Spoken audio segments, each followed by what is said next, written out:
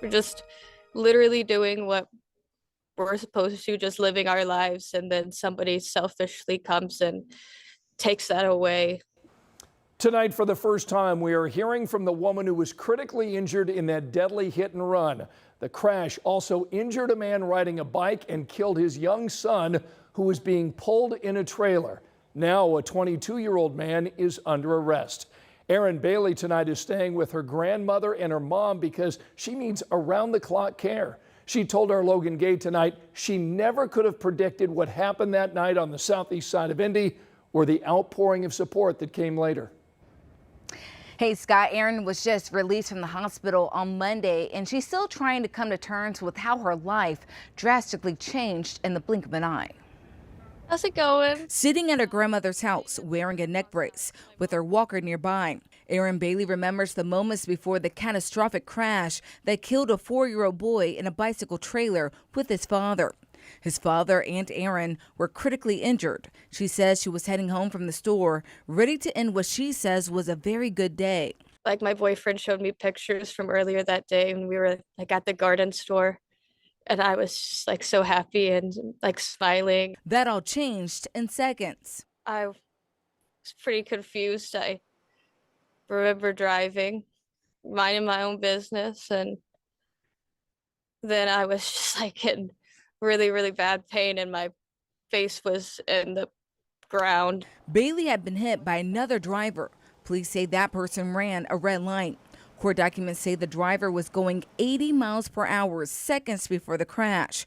The force so strong, Bailey was thrown from her vehicle. I was so confused, like, when I woke up, because I didn't know what like happened or anything, but I kept feeling like I didn't think I did anything wrong. Investigators say the driver of the Dodge Charger ran from the scene of the crash. Police arrested the 22-year-old suspect on Wednesday. He's facing several preliminary charges, including reckless homicide and leaving the scene of an accident resulting in death.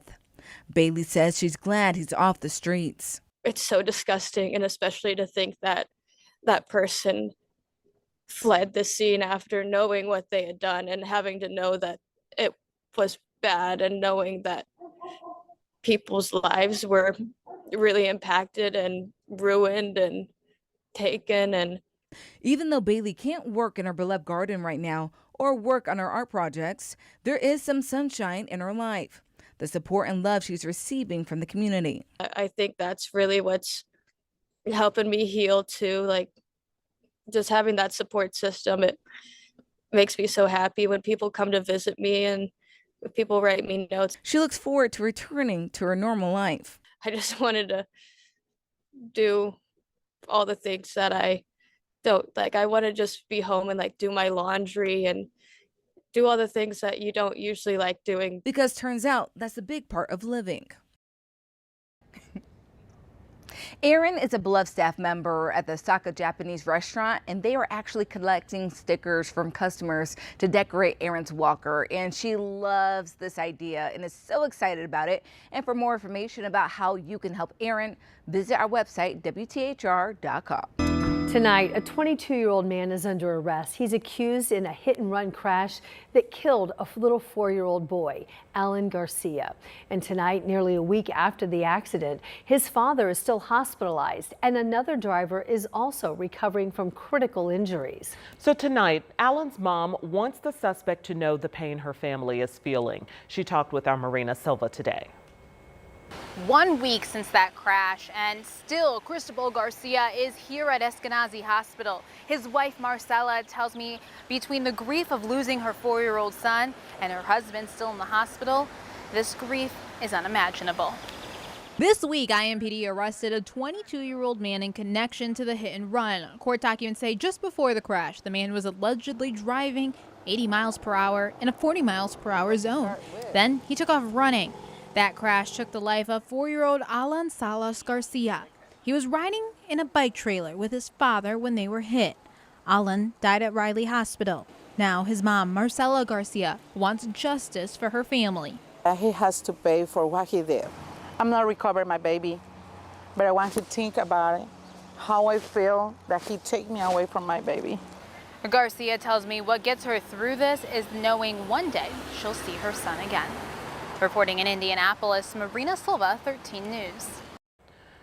And that suspect faces several preliminary charges, including reckless homicide and leaving the scene of an accident. And 2 men in Boone County face criminal charges for their alleged role in shooting and killing 2 dogs that disappeared earlier this year. Tonight, the owner of those dogs talks exclusively with Alex Almanza. So, Alex, what did she tell you? Oh, well, Donna Powell says despite her grief, she's trying to find hope in it all. Now, she also tells me she's stepping back and letting the justice system play out while honoring her dog's memory and helping others in the process. Damn, my girl. For Donna Powell, family is everything, including her dogs. She says she tries to find blessings in difficult situations. And I just have to find the positive in everything. One of the most recent tests of resilience, the loss of her 2 dogs, Nellie and Ruby, the 2 chocolate labs who disappeared from her home in mid-March. Donna says a gate may have not latched all the way. 2 out of 3 dogs escaped. We got out a 4-wheeler, got in the van, driving, yelling, so we were out all night long. What followed was an extensive search effort, including posting to social media, offering rewards, and contacting local authorities. Then, one morning, she got a voicemail that nearly left her speechless. And I was dumbfounded is the only words I can say. I realized I shot your dogs. I'm not saying I'm proud of that, but they were on my property and I had all rights. Police say Paul Ed Bowman left a message admitting he shot and killed Ruby and Nellie, claiming he was protecting his family and livestock. Court documents show he believed 1 dog was a stray due to its, quote, aggressive actions. Paul then allegedly called his son Brayden to dispose of the remains and later told him to, quote, take care of a second dog, which Brayden allegedly shot in a hayfield. The chocolate labs were found dead in late March, days after deputies first learned they were missing. Investigators confirmed both dogs died from gunshot wounds. These are not killer dogs, and I don't think they would ever approach a cow without going, wait a minute, it's pretty big. Now Donna is finding a blessing by setting up a fund in honor of Ruby and Nellie, raising money for animal shelters in Boone and Clinton counties. Restitution means nothing to us. It's not going to bring them back, so we may as well help other animals. Now, I've reached out multiple times to Paul Bowman for a response, but have not heard back. Meanwhile, the Boone County Sheriff's Office tells me Bowman turned himself in yesterday and he bonded out the same day. Meanwhile, the Sheriff's Office tells me that his son is expected to turn himself in tonight. Well, there's a new bill set to go into effect this summer requiring police departments across Indiana to change the way they do identification lineups. The goal is to prevent people from being wrongfully convicted for crimes they didn't commit. An Indianapolis man says it happened to him. Our Matthew Foltz has his story and how this new law aims to help. It's really been very challenging for me to get everything back together. Aranta Bridges spent the last 2 years working to rebuild his hauling business and provide for his family after he says he was wrongfully accused of a crime in March of 2023. I felt frustrated over this matter.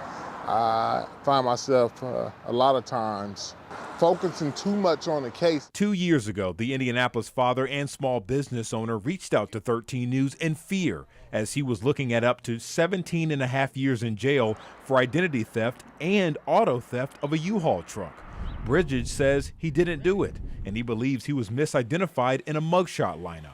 Eventually, the Marion County prosecutor dropped the charges because of identification issues. But the accusation cost Bridges his business reputation and money in legal fees. With my kids, it was very troubling, not being able to take care of them, support them the way that I once would have been able to or was able to at the time.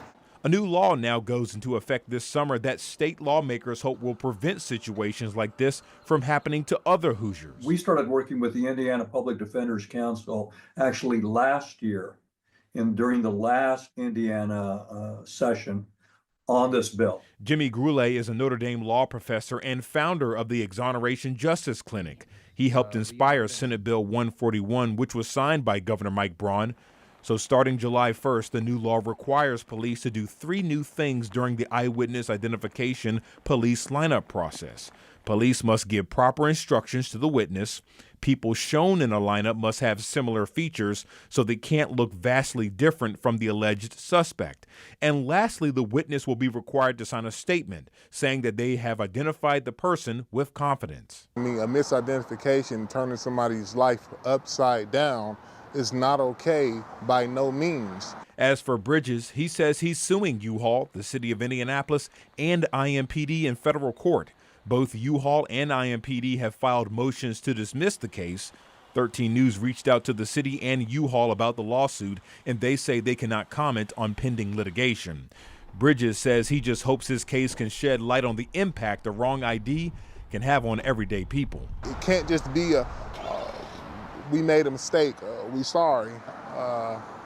You know, that's not going to work.